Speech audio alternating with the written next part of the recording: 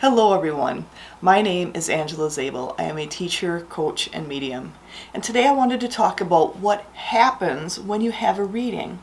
So a reading to me is when I connect to you on a soul level. This is me connecting to your guides, your team, your loved ones on the other side. And this is how I connect. So when I do that, the first thing I ever do before I even ever meet you and that I go about my regular day with is I put the intention out to the world that anything and anybody I work with is there for love, white light, and the guidance and betterment of us all. So with that, it's to help and to help move people forward if they choose, because this is a free will world. Everybody can choose whether they take information in or not. That's not up to me. It's totally up to them. I'm only giving the information, and what they do with it is up to them. So when I do the connection, I talk about they. So a lot of times when I do a reading, I'll say they said this or they said that. So what that is there's a team that I work with. Everyone comes in with guides and helpers that are there their whole lives. Some will switch out, some will stay the same. So, and mine are the same way. They'll switch to whoever I need to work with the person in front of me. And I specifically ask, I want the best of the best. I want the A team on my side to help me with the people in front of me. So that's something that I put out there. And with that, what happens when there's a mediumship reading, I am asking my team to work with your past loved ones. And a lot of times those loved ones are coming in ahead of time. So when I set up a gallery reading or someone calls and sets up a reading where they want to connect to someone in their family, a lot of times those family members are the ones that kind of got that meeting going because they want to give that person a message. So I've discovered a lot of times they're like coming in and going, yay, I got them to connect and get some information from me. And then other ones, when I do like a soul-to-soul reading or an oracle card reading, what I do there is I'm asking for my team to connect with your guides. So basically think of you're in a crowded room.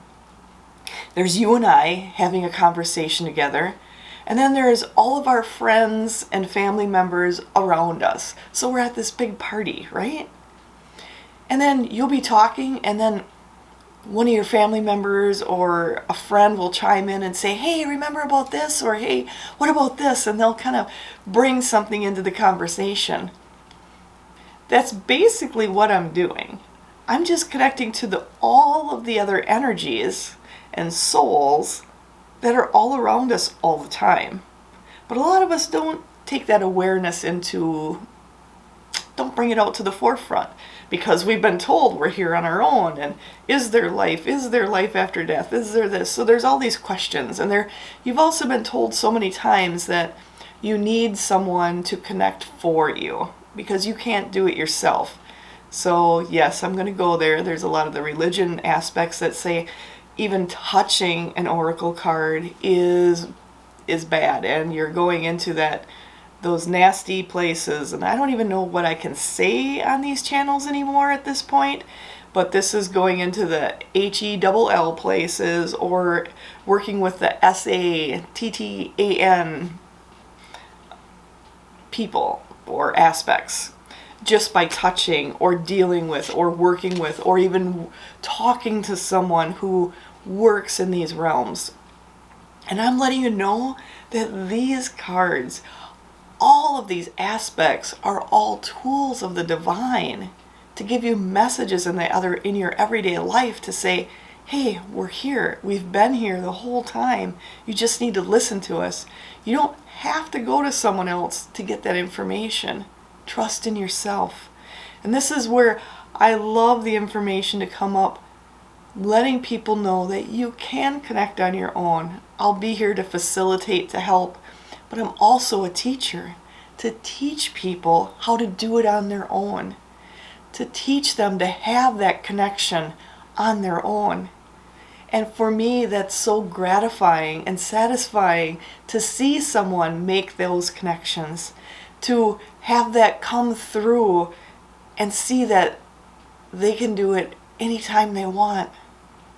And they can get the information, and they're going to start learning to build that communication with the other side, and that knowledge that you have access to all of the information to help you in your everyday life. And this is what I love to do, because it awakens our heart and our soul. That's the thing that I get so much pleasure and satisfaction out of, because it's awakening our minds, our hearts, our souls to realize we are so much more than what we've been told. So for me, when I do that, I ask for information to help the person through whatever they're doing. And it's going to change for every single person. And I ask my guides and helpers to bring the information that will help the most. Like I said, they may understand it at the time, they may not understand it at the time. But later they may think on it and go, oh, that made so much sense. And a lot of it will happen right there in the reading, where the information is given to them and they make the change because they're ready to make the change. They're ready to understand there's so much more than just this human body. We are souls that can connect to everything. And now I want to bring something up. I'm going to do a reading today with an oracle card deck, but I'm going to do it in a way of a general reading for all of us. And I love the idea that the cards bring out exactly what's needed to be talked about that day. I always trust in my guides. I trust that my guides and your guides are going to give the cards that are needed and will help the most. I've never been disappointed yet, and I don't think I ever will be. Actually, I know I will never be disappointed in that aspect, because I know my team and they're top notch. So, the first thing, my team has a good sense of humor too. And just to let you know that, so I love that part of my team. The first card my team brought up was a card that most people will be scared of and be fearful of. And this is part of what they want to talk about. They want to let people know there is nothing to be fearful and everything to be hopeful about. And this card, it looks kind of intimidating. And it's called the Curse. So they purposely brought out something that would make the most fear in people right off the bat. Like I said, they're good. This is about the curse we've put on ourselves. And they wanted to bring out the card that would make us think, and make us think that, you know, I am scared and this thing is a little creepy and a little woo-woo and a little voodoo and all the other type of things. But it's really not. And what they want me to show is that this card is actually a very loving card, because it's showing that there's hands over this person's mouth, and it's showing that we have been silenced for so long and for too long, and we've believed that which has silenced us, which has been, these cards are not to be used. These cards are only for bad. And they're not there in a loving way. That's part of the curse.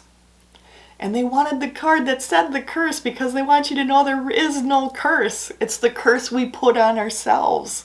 The curse we believe about ourselves. That's what they're saying. This is what we have believed about what's been told to us, the stories that's been told.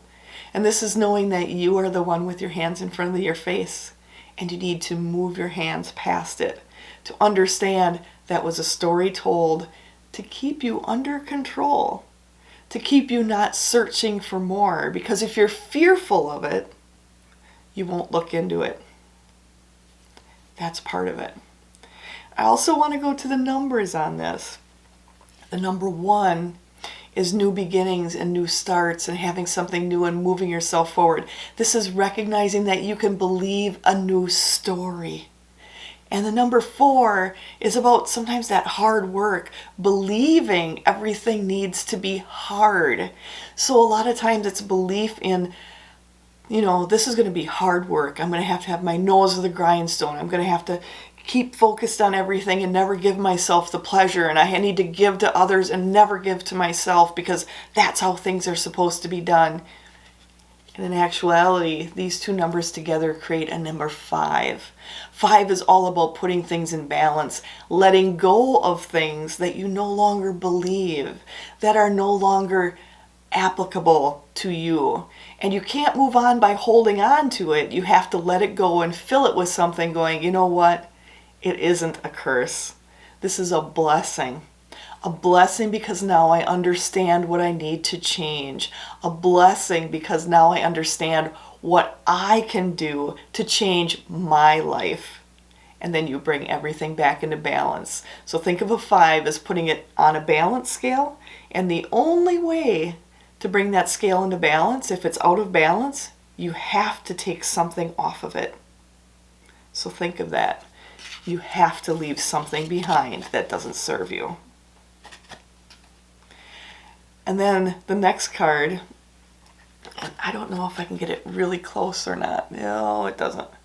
So the next card is the smoky mirror. And this smoky mirror, this is all about us looking at ourselves and removing the smoke and the haze and the mist that's been put in front of us to mask what's been in front of us the whole time, but we are told not to believe in. So I am here to dispel so many of the beliefs that are out there. This is about understanding that we are more than what we have been told.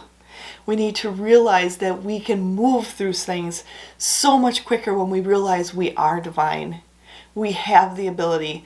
We ourselves can make the changes in our lives that are necessary to move ourselves forward. So I like to use the analogy. Think of a person who's an addict, whether it be alcohol, drugs, food, anything else, anything that they're addicted to. Some are addicted to exercise. There's an addiction of some sort. Those people will never change that behavior until they decide to do it. So how many of you know people who have been in programs or diets or done so many things so many different times again and again and again, but then they fall back. They fall back into the old pattern. And this is realizing that smoky mirror and pattern is something that you can step past. But you have to decide, just like the 2-year-old having a temper tantrum, nothing could change them until they decided to change. And then you could work with them. So this is when people come up and they're asking for help, then they actually take it to the next level. And that's up to them. So remove that smoke and haze that we've been told. And I look at it as like blowing into your world in front of you to move that fog. What's really there? What's really there for us to see, explore, and experience? And the last card is, this is the mystical shaman. So this is all about you understanding who you are, the connection that you have, that we all have. As humans here, we are so connected to the earth. The earth holds so much energy and helps balance us. That's what it's there for. And then that aspect of the divine, which is there helping with all kinds of information to help you in everyday life. Is this person someone I should be with? Is it not? Is this a good decision or not? Tapping into ourselves and our intuitiveness brings everything into focus and moves the smoky mirror out of the way and makes us realize the curse was only in our head and isn't that real. So the cards are here to help us, along with all of the other tools, pendulums, it's in mediumship readings and so many different tools, crystals. There's so many things out there to help us. But it's us realizing, don't believe everything you're told and go with how you feel. Are you being drawn to something? You're being drawn to it on purpose. Your guides, your helpers are drawing you to that amazing necklace that just looks so beautiful, and it's a crystal, and you're just like, I can't believe I can have that one.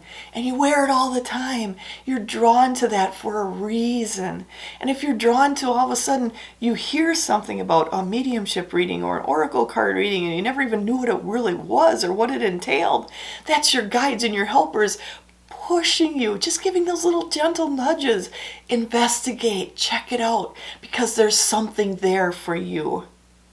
So there's more online. We're all awakening, and there's so much more coming in. Our guides and helpers are giving us nudges, a lot of nudges right now to go check out all these different things. And you notice there's a lot of things on TV that never would have been on TV before. And out in the world, and classes and things to do. They're out in the world for us to see, for our guides to bring us to them. So what happens? I connect to you. I connect to your soul. And I bring out the information to help with you. And I teach you, when you're willing, to learn how to do that connection for yourself. And with that, I hope all of you have an amazing day. And if you like, comment, subscribe, hit the notification button. I gotta remember how to do all this stuff. Comment down below if there's something you have questions on. I'd love to hear them. And with that, have an amazing day this time.